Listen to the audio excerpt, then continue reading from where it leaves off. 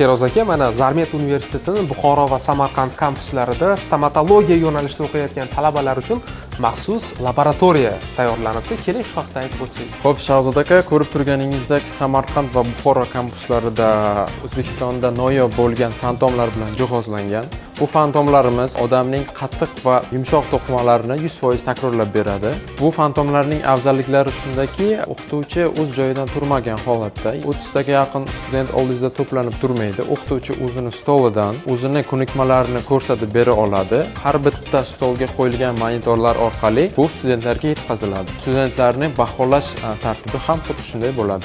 Demak, birgina ushbu texnologiyalar orqali xuddi talaba bilan individual tarzda ishlangandek bo'ladi. Xuddi shunday, har bitta talabaga o'ziga mos bo'lgan individual yondashuv olib beradi. Bir vaqtni o'zida 60 ga yaqin talabalarimiz amaliyot o'tashlari mumkin. Bu uskunalarimiz Turkiya davlatidan keltirilgan bo'lib, o'ta zamonaviy texnologiyalar hisoblanadi. Qadrli kuzatuvchilar, shu o'rinda bir ma'lumotni yetkazmoqchimiz. Zarmet universitetida 1-oktyabrga qadar qabul jarayonlari davom etmoqda. Shunday ekan, shoshiling deymiz.